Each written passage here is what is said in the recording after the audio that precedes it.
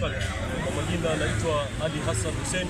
Mimi ni mkazi wa Mombasa na vile vile ni kireketwa wa kisiasa na dini vile vile pia. Kwanza kabisa tupenda kushukuru Mwenyezi Mungu Subhanahu wa Ta'ala kwa kuweza kutukutanisha hapa. Kitu cha muhimu, kwanza natoa pongezi zangu za dhati kwa rais wetu Bwana William Ruto kwa kutambua Waislamu.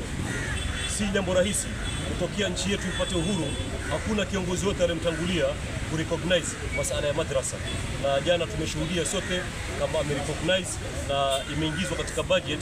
Hiyo ni moja katika elimu ambayo watoto wetu watakuwa wakiipata katika mashule mpaka ya serikali, kwa sababu wakati tulionao wa nyuma ilikuwa masomo yetu ya madrasa mara nyingi yakipatikana katika integrated ambazo ni shule za Kiislamu, lakini safari hii mfumo wa kielimu utabadilika, hata masomo ya kidini pia yatatambuliwa katika serikali yetu.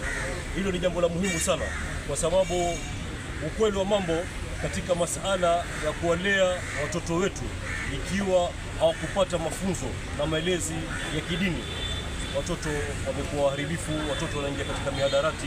Lakini ikiwa wamejengeka kwa misingi ya kidini, basi tabia zao na ukuaji wao pia unakuwa ukuaji wa kisawasawa, na tunapata watoto ambao kesho watakuwa viongozi bora.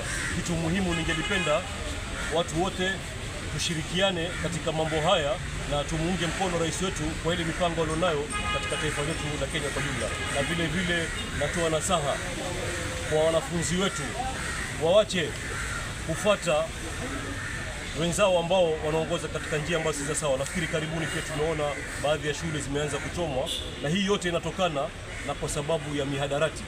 Kuna watoto fulani wanakuwa influence ili waharibu mashule yetu.